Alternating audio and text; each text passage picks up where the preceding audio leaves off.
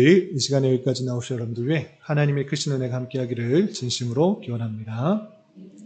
8월이 시작되었습니다. 8월의 말씀 얘기 본문은 마가복음과 호세아입니다. 오늘 마가복음 첫 번째로 대하는 그런 주일이기 때문에 간략하게 개요를 살펴보고 또 오늘 본문을 통해서 교훈받을 수 있는 것들이 무엇인지 살펴보도록 하겠습니다. 우선 신약의 복음서가 4개 있는데 마태, 마가, 누가, 요한복음 이 4가지의 복음서가 있습니다. 복음서라 불리는 것은 예수님께서 이 땅에 오셔서 하신 일들 위주로 기록된 것이고 그것이 참된 기쁜 소식이기 때문에 복음이다라는 말이 붙어 있는 것입니다. 그런데 왜 예수님의 그 행적을 4명의 기자가 기록됐을까? 왜 같은 이야기를 4번 썼을까?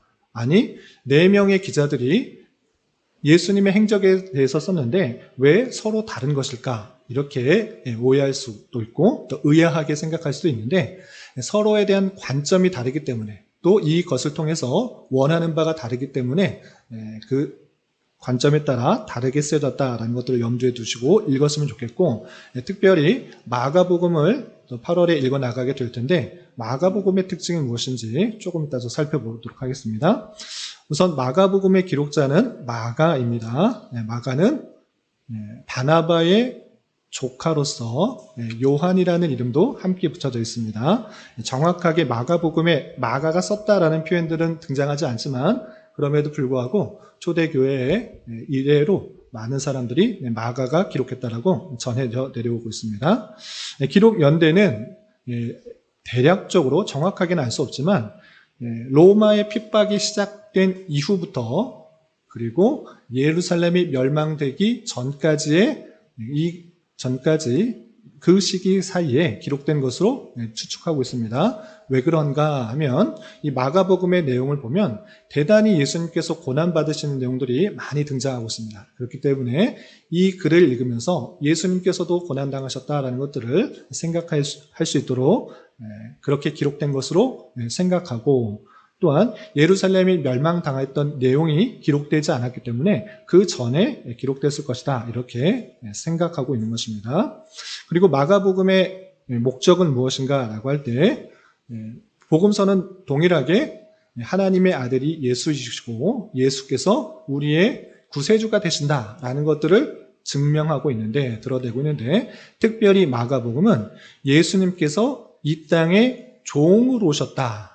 종으로 오셔서 고난받으신 그 모습들을 강조하고 있다라는 특징이 있습니다. 그래서 종으로 오셔서 인류의 대속 제물이 되어서서 만민의 구세주가 되었다라는 것들을 잘 드러내고 있는 특징이 있다라고 할 수 있습니다.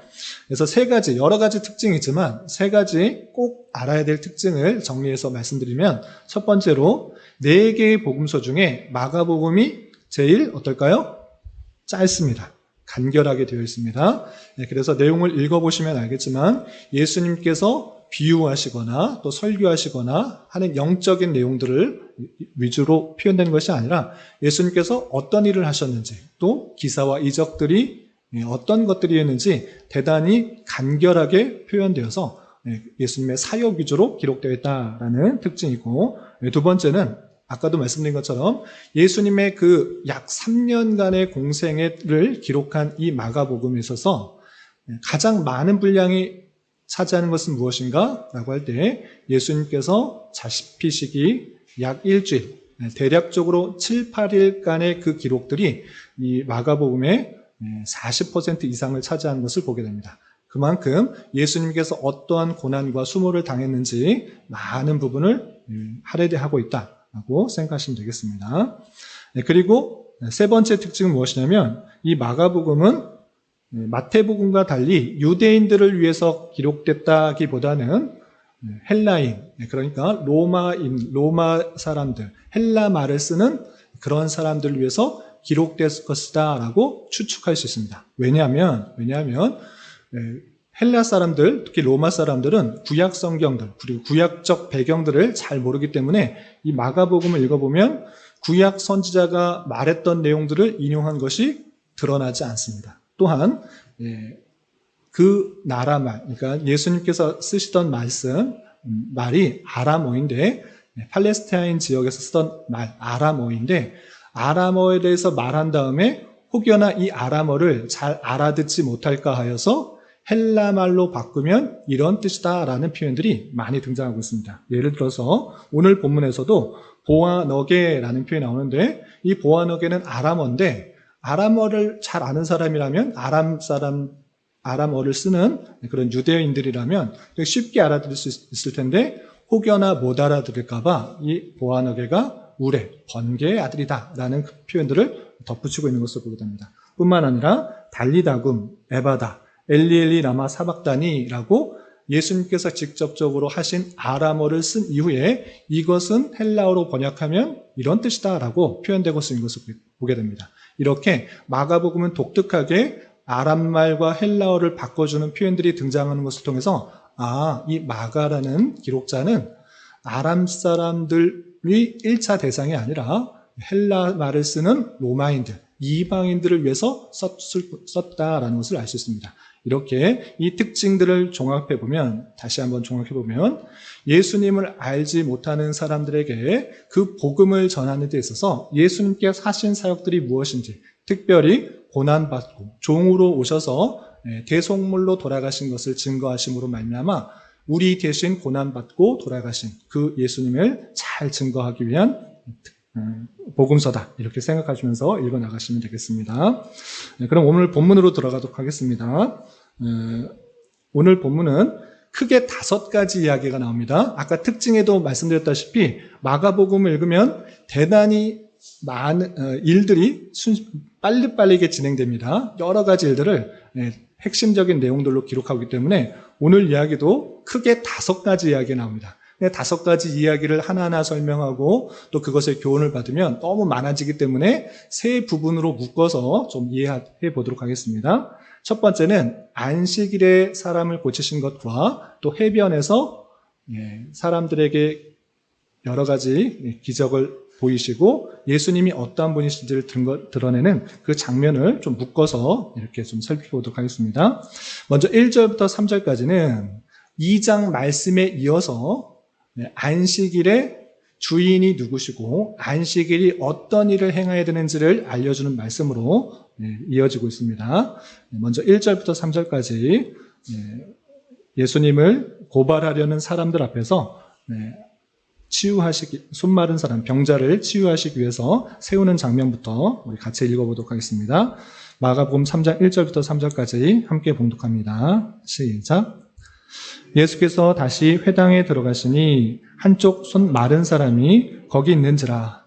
사람들이 예수를 고발하려 하여 안식일에 그 사람을 고치시는가 주시하고 있거늘 예수께서 손 마른 사람에게 이르시되 한가운데 일어서라 하시고, 2장 말미에 보면 안식일에 제자들과 함께 갈 때 제자들이 배가 고파서 안식일임에도 불구하고 그 옆에 있는 밭에서 이삭을 따서 먹는 장면이 나옵니다.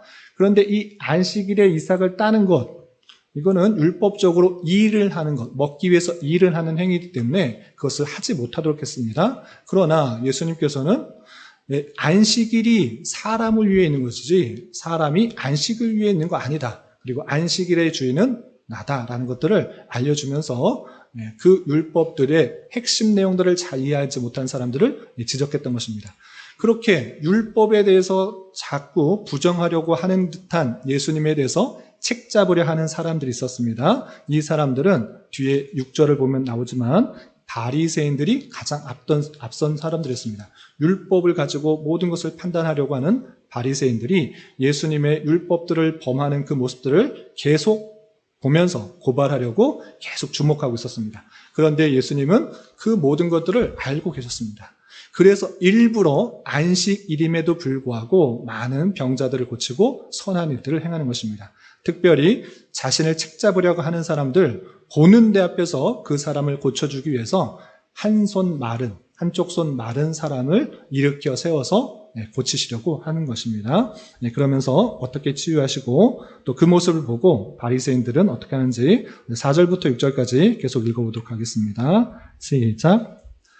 그들에게 이르시되 안식일에 선을 행하는 것과 악을 행하는 것, 생명을 구하는 것과 죽이는 것 어느 것이 옳으냐 하시니 그들이 잠잠하거늘 그들이 마음의 완악함을 탄식하사 노하심으로 그들을 둘러보시고 그 사람에게 이르시되 내 손을 내밀라 하시니 내밀매 그 손이 회복되었더라. 바리새인들이 나가서 곧 헤롯 왕과 함께 어떻게 하여 예수를 죽일까 의논하니라. 그 사람들이 책 잡으려고 하는 것 보면서 일부러 그 의미를, 안식일의 의미를 생각할 수 있도록 한 것입니다. 그 사람을 일으켜 세워서 많은 사람들이 이렇게 말합니다. 안식일에 선을 행하는 것과 악을 행하는 것, 생명을 구하는 것과 죽이는 것, 어떤 것을 해야 되느냐? 당연히 선을 행해야 되고 생명을 살리는 일을 해야 되는 것입니다. 그래서 책 잡으려고 하는 사람, 고발하는 사람들이 아무 말 하지 못했습니다. 그러면서 예수님은 그들의 완악함을 보는 것입니다. 당연히 바른 것을 말해서 자기가 잘못했다는 것을 깨우쳐야 되는데 그렇게 하지 않고 잠잠하고 있고 자신의 마음을 바꾸지 않는 그 바리새인들을 보면서 화를 내시고 또한 그 병든 자를 손을 내밀어서 회복시키는 그 모습을 보이는 것입니다. 그러면서 자신의 완악함을 회개하지 않고 오히려 예수님께서 잘못했다는 것들을 증명하면서 없애려고 바리새인들이 헤롯 왕과 함께 예수를 죽이려고 계속적으로 음모를 꾸미고 있습니다. 그리고 나서 해변으로 이동하여서 또 예수님께서 많은 일들을 하시는데 다 읽진 않고 9절부터 12절까지 해변에 몰려든 사람들과 또 예수님에 대해서 귀신 들린 자가 어떻게 말하는지 내용을 읽어보도록 하겠습니다. 9절부터 12절 함께 봉독합니다. 시작. 예수께서 무리가 에워싸 미는 것을 피하기 위하여 작은 배를 대게 하도록 제자들에게 명하셨으니 이는 많은 사람을 고치셨으므로 병으로 고생하는 자들이 예수를 만지고자 하여 몰려왔습니다라. 더러운 귀신들도 어느 때든지 예수를 보면 그 앞에 엎드려 부르짖어 이르되 당신은 하나님의 아들이니이다 하니 예수께서 자기를 나타내지 말라고 많이 경고하십니다. 안식일에 손 마른 사람을 고치실 뿐만 아니라 그 다니는 곳곳에서 많은 병자들을 고치셨던 것입니다. 예수님께 함께 한다고 하면, 만지기만 한다면 병이 나을 것으로 생각하여서 많은 사람들이 따라왔습니다. 그런데 예수님께서는 이 땅에 병을 고치러 오신 것인가? 그런 것이 아니라 그 모든 병을 고칠 수 있는 능력의 사람, 하나님의 아들이라는 것들을 보여주시기 위한 하나의 징표였던 것입니다. 그래서 귀신 들린 자가 예수를 보면서 어떻게 말하는가? 당신은 하나님의 아들이니이다 라고 하면서 이 귀신이 영적인 눈이 있기 때문에 예수님 뛰어난 사람, 병을 잘 고치는 사람, 이런 것이 아니라 하나님의 아들, 그리스도다라는 것들을 증거하고 있는 것을 보게 됩니다. 이렇게 병을 고치시면서 하나님의 아들이심을 드러내시는 그 장면이 나오고, 또 13절부터 19절까지는 예수님께서 홀로 그 일을 행하시는 것이 아니라 12제자를 세우시는 장면이 나옵니다. 내용이 급격하게 진행되고 있으니까 중심을 잘 잡고 따라오시기 바랍니다. 우선 12제자를 세우시는 기준과 목적이 13절부터 15절까지 있는데 어떤 기준으로 또 왜 12를 세우셨는지 13절부터 15절 같이 읽어보겠습니다. 시작. 또 산에 오르사 자기가 원하는 자들을 부르시니 나아온지라. 이에 12를 세우셨으니 이는 자기와 함께 있게 하시고 또 보내사 전도도 하며 귀신을 내쫓는 권능도 가지게 하려 하심이로라. 간단하게 표현되는데 예수님께서 제자를 12를 부르셨는데 어떤 기준인가 라고 할 때 공부를 잘하는 자, 능력이 많은 자, 지식이 많은 자 이런 것을 보지 않고 그냥 간단하게 표현했습니다. 자기가 원하는 자, 예수님께서 원하시는 자를 뽑되 다양한 계층의 다양한 사람을 부르신 것입니다. 12를 세우셨는데 왜 부르셨는가?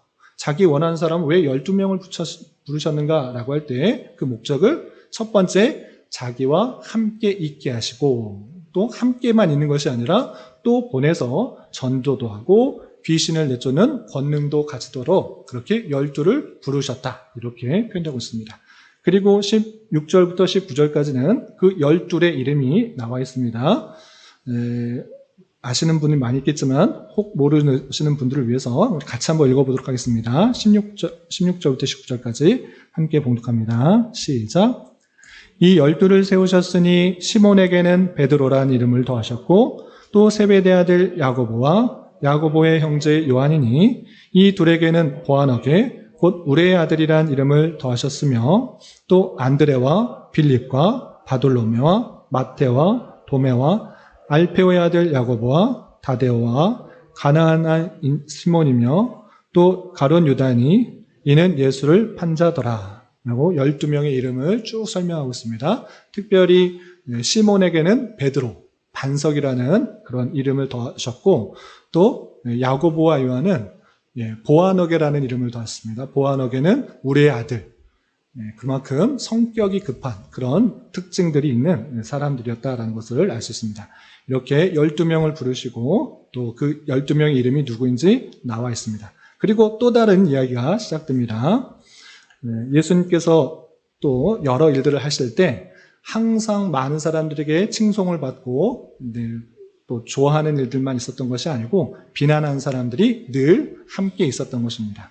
그 중에서는 바리새인들, 서기관뿐만 아니라 예수님의 가까운 친족들도 그를 오해하는 그 모습들이 있었던 것입니다. 먼저 예수님에 대한 비난들이 어떤 일들이 있었는지 우리 20절부터 22절 계속해서 읽어보겠습니다. 시작. 집에 들어가시니 무리가 다시 모임으로 식사할 겨를도 없는지라. 예수의 친족들이 듣고 그를 붙들러 나오니 이는 그가 미쳤다 하밀러라. 예루살렘에서 내려온 서기관들은 그가 바을세불이 짚혔다 하며 또 귀신의 왕을 힘입어 귀신을 쫓아낸다 하니 예수님께서 이런저런 사역들을 계속 식사할 겨를도 없이 바삐 다니시는 가운데 예수님의 가까운 친족들이 예수를 보고 무엇이라고 말하는가? 참으로 그리스도다, 하나님의 아들이다 라고 그렇게 고백하지 않고 오히려 그를 붙들러 나온 것입니다. 그가 미쳤다. 어떻게 자기가 저런 일들을 하고 다니는가? 왜 저런 일을 하고 다니는가?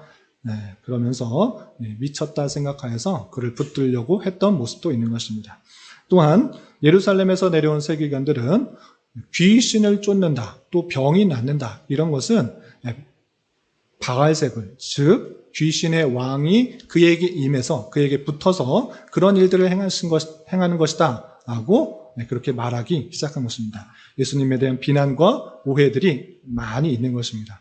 그러자 그 일들을 어떻게 행하셨는지 예수님께서는 그 오해를 풀기 위해서 이렇게 비유로 말씀하십니다. 23절부터 27절까지 제가 읽겠습니다. 예수께서 그들을 불러다가 비유로 말씀하시되 사탄이 어찌 사탄을 쫓아낼 수 있느냐? 만일 나라가 스스로 분쟁하면 그 나라가 설 수 없고 만일 집이 스스로 분쟁하면 그 집이 설 수 없고 만일 사탄이 자기를 거슬러 일어나 분쟁하면 설 수 없고 망하느니라. 사람이 먼저 강한 자를 결박하지 않고는 그 강한 자의 집에 들어가 세간을 강탈하지 못하리니 결박한 후에야 그 집을 강탈하리라 라고 하면서 사람들이, 특히 서기관들이 예수가 행하는 다양한 기적과 또 귀신 쫓아내는 일들이 사탄이, 그러니까 귀신의 왕 바알세불, 즉 사탄이 그에게 붙어서 그렇게 행하는 것이다 라고 말하는데 그런 것 아니다, 그런 거 아니다. 그런 게 아니고 그 사탄이, 그 귀신들이 귀신을 쫓아내는 것, 집안에 분쟁이 일어나면 어떻게 되는 것이냐? 그런 것이 아니다. 그런 것, 사탄이 들어와서 행한 것이 아니라 사람이 강한 자를 결박하고 그 모든 것들을 다스리는 것처럼 나는 그 사탄보다 훨씬 더 강한 것이라는 것들을 사역에 대해서 그들의 오해를 풀려주는 것입니다. 그러면서 그들의 완악한 마음들을 이렇게 지적하면서 또 말씀하셨습니다. 우리 28절, 29절 계속해서 읽어보도록 하겠습니다. 시작. 내가 진실로 너희에게 이르노니 사람의 모든 죄와 모든 모독하는 일은 사하심을 얻되 누구든지 성령을 모독하는 자는 영원히 사하심을 얻지 못하고 영원한 죄가 되느니라. 사람의 모든 죄와 모독하는 일은 다 용서함을 받을 수 있는데 성령을 모독하는 죄는 영원히 사하심을 얻지 못한다. 이른바 성령 회방죄는 용서함을 받지 못한다라는 것인데, 그럼 성령을 회방하는 죄가 뭐냐? 모든 죄가 용서된다고 그러는데 성령을 회방하는 죄는 도대체 뭐기 때문에 용서함을 받지 못하고 영원한 죄가 되느냐라고 할 때, 예수님께서 많은 기적과 이사를 내보시면서 병 고치는 자가 아니라 하나님의 아들이고 또 구세주가 되신다라는 것들을, 그를 믿음으로 말미암아 구원받게 된다라는 것을, 참으로 믿어야 될 자라는 것을 성령께서 각 사람 마음 가운데 주관하여 주실진데, 그 마음의 완악함들을 바꾸지 않고 그 성령의 하시는 일들을 강하게 거부하는 그 모습들, 그것은 죄가 되어서 심판을 받고 또 용서함을 받지 못한다, 이렇게 말하는 것입니다. 즉 내가 하는 일을 보고 내가 참으로 하나님의 아들 그리스도시라는 것들을 믿어라라는 그런 이야기를 하시는 것입니다. 여기까지가 또 하나의 얘기고, 또 그때 예수님의 친족 중에서 예수님의 어머니, 동생들도 함께 있었는데, 그것에 대해서 예수님께서 그들을 보시고 참 형제, 자매, 어머니가 누구인지 말씀하시는 장면이 나옵니다. 우리 마지막으로 31절부터 35절까지 예수님께서 말씀하시는 참 형제, 자매, 어머니가 누구인지 마지막으로 함께 읽어보도록 하겠습니다. 시작. 그때 예수의 어머니와 동생들이 와서 밖에 서서 사람을 보내어 예수를 부르니, 우리가 예수를 둘러 앉아다가 여짜오되, 보소서 당신의 어머니와 동생들이 너희들이 밖에서 찾나이다. 대답하시되 누가 내 어머니이며 동생들이냐 하시고, 둘러앉은 자들을 보시며 이르시되 내 어머니와 내 동생들을 보라. 누구든지 하나님의 뜻대로 행하는 자가 내 형제요 자매요 어머니이니라. 아멘. 그 많은 사람들 중에 친족으로 정말 낳아주신 어머니, 동생들이 있는데도 불구하고 내 형제, 자매, 어머니는 하나님의 뜻대로 행하는 자, 그들이 참 내 형제, 자매, 어머니라는 것을 밝히면서 혈육적인 그런 형제, 자매의 어머니 뿐만 아니라 하나님의 뜻대로 행하는 그 사람을 하나님께서는 더욱더 형제, 자매로 본다라고 예수님께서 교훈해 주시는 말씀으로 맞춰지게 됩니다. 많은 이야기가 나오는데 여러 가지 교훈받을 것들이 많이 있지만 세 가지로 교훈을 정리하도록 하겠습니다. 첫 번째, 예수님께서 안식일에 어떤 것을 하는 것이 옳다고 말씀하셨는가 우리는 잘 생각해 봤으면 좋겠습니다.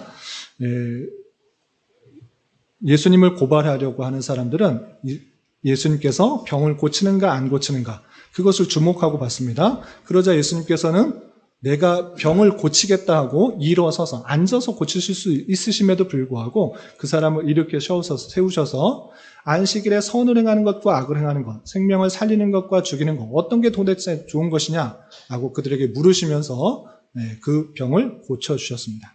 그것을 통해서 예수님께서는 안식일의 의미를 제대로 알고 그것을 지켜라 라고 표현한 것입니다. 이스라엘 백성들에게 안식일은 10계명 중에 네 번째 계명으로 주어진 것입니다. 안식일을 기억하여 거룩히 지키라. 이것을 일을 행하게 되면 돌로 쳐 죽이라고 할 정도로 강하게 그 말씀을 정했던 것입니다. 그런데 도대체 일을 행하지 않는 것은 어디까지인가? 그것에 대한 규정이 없었던 것입니다. 그래서 이스라엘 백성들 중에 장로들은 그런 어떤 것까지가 율이고 어떤 것은 일이 아닌가, 그것을 결정했던 것입니다. 그래서 안식일에 병을 고치는 것은 일을 하는 의료 행위다라고 하면서 그것을 하지 않도록 장로들의 유전에 따라서 하지 않도록 했던 것입니다. 그런데 그 의미와 목적들은 다 살아가진 채 왜 일을 하지 않도록 하라고 하셨는지 그 의미와 목적은 다 사라진 채 그냥 문자적으로 일을 했느냐 안 했느냐, 그것에 집중하면서 살다 보니 바리새인과 같은 사람들은 율법 그 조항들을 했느냐 안 했느냐를 가지고 판단했던 것입니다. 그러나 그것이 어떤 것을 했느냐 안 했느냐에 그 문자적으로 지키는 것보다 더 중요한 것은 무엇이냐면 그 의미가 무엇인지를 잘 아는 것이 중요하다라고 표현한 것입니다. 그래서 이스라엘 백성들은, 특히 그 백성들에게 안식일의 의미가 무엇인데 그것을 했느냐 안 했느냐, 그것을 자꾸 따지느냐라고 물어봤던 것입니다. 여기서 중요합니다. 안식일에 왜 일을 하지 않도록 계명으로 주셨는가, 이것을 잘 알아야 되는데, 그것은 하나님께서 힘드셔가지고 6일 동안 열심히 일했으니까 일곱째 날은 쉬어야겠다. 힘드니 내가 좀 쉬어야겠다. 그러니까 너희들도 나처럼 쉬어라. 이런 것을 말하고자 하는 것이 아닌 것입니다. 예수님께서 힘이 부족해서 쉼이 필요한 분이 아니심에도 불구하고 이 안식일을 주신 이유는 출애굽기 20장과 신명기 5장에서 잘 드러나고 있다시피 하나님께서 창조 원리와 구속의 원리로 주신 것입니다. 쉽게 말해서 그 백성들에게 참된 안식이 있다라는 것들을 잊지 않도록 하기 위해서 이 계명을 주신 것입니다. 너희들이 이 땅에서 살면서 계속 일하면서 살아가는 것 아니고 참된 안식으로 들어가게 될 것을 알게 해주시기 위해서 안식일을 주신 것이고, 그렇기 때문에 너희가 수고하고 일을 통해서 먹고 사는 것이 아니라 하나님의 은혜 가운데 참된 안식을 얻고 참된 하나님과의 깊은 교제 가운데 살아갈 것을 생각하도록 하시는 그런 규례다, 계명이다 라는 것을 잊지 말아야 될 것입니다. 그렇기 때문에 무엇을 했느냐 안 했느냐 그것을 따지는 것이 아니고 그 안식일에 하나님께서 주신 참된 안식과 그리고 천국의 모형으로서의 쉼과 하나님께 영광 돌리고 성도들 간의 교제를 하는 것이 잘 드러나도록 행하는 것이 더욱 중요하다라고 잊지 말아야 될 것입니다. 그러므로 우리는 예수님께서 안식일의 주인이 되신다. 예수님께서 그 모든 안식을 완성시키시는 분이시다는 것들을 잊지 말아야 될 것입니다.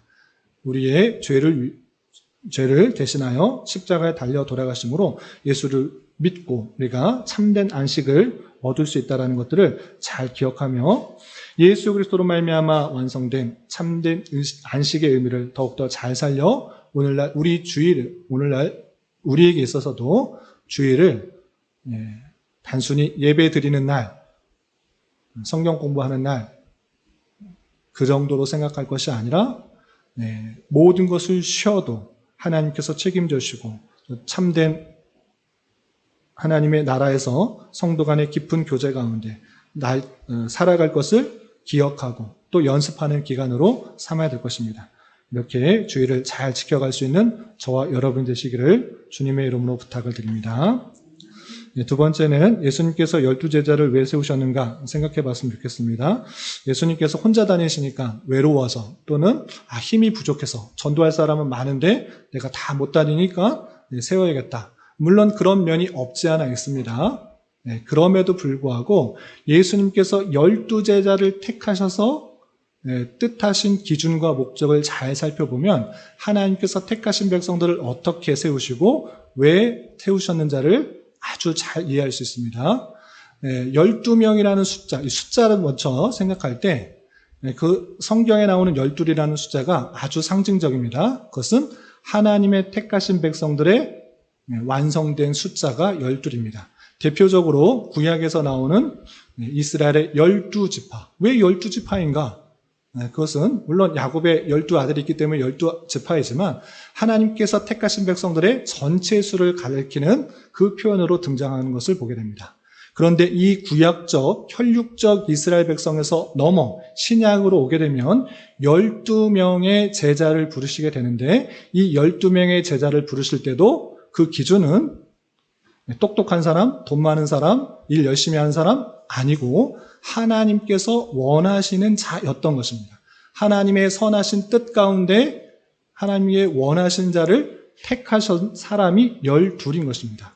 그러니까 구약에도 마찬가지고 신약에도 마찬가지고 하나님의 택하신 백성들이 주께로 나아가는 제자가 되는 그 모습들이 있는 것입니다. 그리고 12명을 택하셔서 무엇하게 하셨는가? 첫 번째는 함께 있게 하셨습니다. 여기서 중요한 것인데 우리가 하나님의 택하심을 받아 가장 먼저 복을 누리는 것은 복의 근원이신 주님과 연합되어 있는, 함께 있는 그런 복을 누리는 것입니다. 일하는 사람 이전에 어떤 사역을 하는 사람 이전에 하나님과 연합되어서 함께 할 수 있는 그 사람이 됐다는 것이 아주 큰 은혜다라는 것입니다. 이 세상에서도 높은 사람을 알고 또 높은 사람이 초청해서 그 자리에 함께 있는 것, 그것이 얼마나 큰 기쁨과 감사입니까?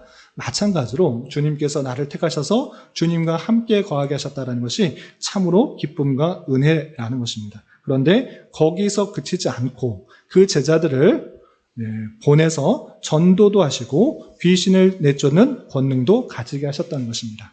물론 그때 당시에 사람들에게 전도하게 하시기 위해서 혼자 하는 것보다 훨씬 더 효율적이고 효과적인 방법으로 제자들을 보내는 것, 그 방법이 하나님께서 힘이 부족하고 능력이 부족해서 그렇게 하신 것인가?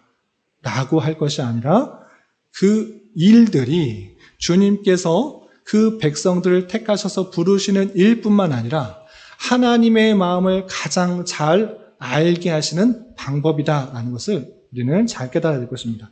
그러니 하나님의 마음을 깊이 깨닫는 것, 그 마음을 품을 수 있는 것, 그것은 정말 전도해 봐야 주님의 마음을 알 수 있는 것입니다.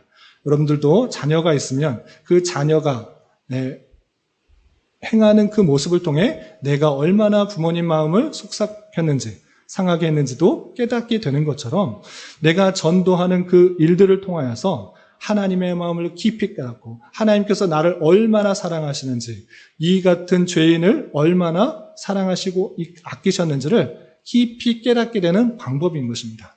그러므로 오늘날에 있어서도 왜 전도하게 하시는가? 하나님께서 택하신 백성들을 그냥 꿈속에서 나타나시든지 아니면 귀 속에서 들리게 하시든지 알아서 불러서 교회로 모이게 하시고 교회를 이루게 하시면 되는데 왜 나 같은 자를 보내셔서 굳이 전도하게 하셔서 사람을 부르시는가? 그것은 다시 한번 말씀드리지만 하나님의 능력이 부족하셔서가 아니라 우리를 더욱더 하나님의 백성답게 또 하나님의 마음을 품도록 하시는 방편이고 하나님께서 우리를 얼마나 사랑하시는지를 더욱더 깊이 깨닫게 하시는 방편이다라는 사실을 잊지 말아야 될 것입니다. 하나님의 택하심을 받아 주님의 자녀요 제자가 된 자로서 주님과 늘 동행하며 머리 되신 그리스도 명령에 따라 전도도 하고 귀신도 대적하는 몸의 역할들을 잘 감당함으로 그것이 이 그런 수고가 힘들고 어렵고 고난이 되는 것이 아니라 참된 기쁨과 감사로 여겨야 될 것입니다. 이런 저와 여러분이 되시기를 주님의 이름으로 부탁을 드립니다. 그리고 마지막으로 한 가지 더 살펴보았으면 좋겠는 것은 예수님께서 누구를 내 형제, 자매, 어머니라고 말씀하셨는가 살펴봤으면 좋겠습니다. 예수님께서 그 실제 어머니와 동생들을 보면서 이 사람들이 내 형제, 자매, 어머니다 라고 말하는 것이 아니라 누구든지 하나님의 뜻대로 행하는 자가 내 형제, 자매, 어머니다 라고 말씀하신 것입니다. 이런 말씀을 통해서 우리는 하나님께서 누구를 참으로 형제, 자매로 생각하시는지, 어머니로 생각하는지를, 가족으로 생각하고 있는지를 우리는 잘 깨닫게 되는 것입니다. 물론 혈육적인 형제, 자매, 어머니 귀한 것입니다. 그러나 거기서 그치지 않고 하나님의 택하심을 받아 믿음으로 구원받은 그 백성들은 하나님의 자녀가 될 뿐만 아니라 하나님의 한 권속으로 부르셨다는 사실을 잊지 말아야 할 것입니다. 그런데 특별히 하나님께 구원을 받은 자가 내 형제, 자매, 어머니라 표현하지 않고 하나님의 뜻대로 행하는 자, 그를 내 형제, 자매, 어머니라고 말씀하셨습니다. 그러므로 하나님의 은혜로 구원받은 자답게 어떤 것을 행하는 것을 더 강조하고 있는가? 예수님께서는 하나님의 뜻을 잘 깨달아 그것을 행하는 것, 그것이 그 자녀요, 제자로서 마땅한 모습이라는 것들을 강조하고 있는 것입니다. 그러므로 우리는 내 뜻과 내 생각, 내 원함을 가지고 행하기보다는 하나님께서 원하시는 뜻이 무엇인지를 잘 깨달아 그것을 행하기에 힘쓸 수 있는 자녀요, 제자가 되기를 힘써야 될 것입니다. 그러므로 부지런히 하나님께서 우리에게 말씀하신 성경을 읽고 그 뜻을 찾아 행하기에 힘써야 될 것이며 또 한 가지, 하나님께서 그 택하신 백성들 또 뜻대로 행하는 자를 다 형제, 자매, 어머니, 주님 안에 한 권속으로 부르셨다라는 것입니다. 그러므로 주님의 은혜로 구원받은 우리는 한 형제, 자매, 또 어머니라는 것을 잊지 말아야 할 것입니다. 여러분들 주변에 있는 성도들을 보면서 모습도 다르고 생각도 다르고 여러 가지 것들이 다르지만 주님의 뜻에 따라 또 행하는 것을 힘쓰는 형제 자매로 여기며 또 서로 이해하고 용납하고 사랑하는 그런 주님 안의 한 가족의 모습들을 가져야 될 것입니다. 이어지는 성찬 예식을 통해서 우리는 그것을 확인해야 될 것입니다. 우리 교회는 특별히 성찬 예식하고 구원의 찬송을 부르며 손을 잡습니다. 그거 왜 잡느냐? 부끄럽기도 하고 너무 의식적이다라고 할 수 있는데 성찬의 의미는 크게 두 가지가 있습니다. 그건 무엇이냐? 예수 그리스도의 피와 살로 말미암아 우리가 구원함을 얻었다라는 것을 실제 눈으로 확인할 뿐만 아니라 두 번째는 거기서 그치면 안 되는 것입니다. 구원받은 그 백성이 한 형제 자매로 부르셨다라는 것들을 알도록 하는 것이 이 성찬의 의미인 것입니다. 그러므로 고린도 교회에 난 구원받은 거 나 알아서 성찬 알아서 먼저 먹고 좀 빈약한 사람들은 나중에 먹어 이렇게 하는 것을 금지하셨던 것입니다. 그래서 성찬에 함께 참여한 그 구원의 은혜를 함께 받은 우리가 한 형제 자매요 어머니 한 권속이 되었다는 것을 늘 생각하고 다짐하면서 서로의 부족함과 연약함 또 그것들을 품어주고 아껴주고 또 우리를 보완할 수 있는 그런 공동체가 되기를 힘써야 될 것입니다. 이런 은혜가 저와 여러분 우리 모두에게 있기를 진심으로 기원합니다. 기도하겠습니다.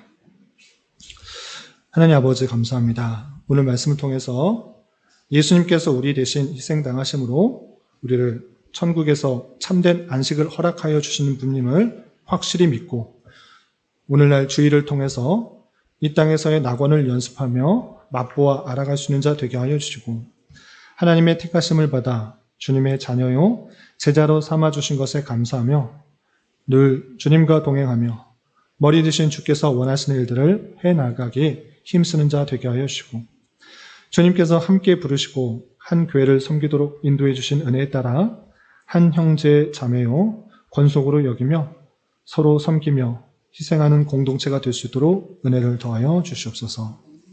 이어지는 성찬에도 풍성한 은혜가 있기를 기대하며 예수님의 이름으로 기도드리옵나이다.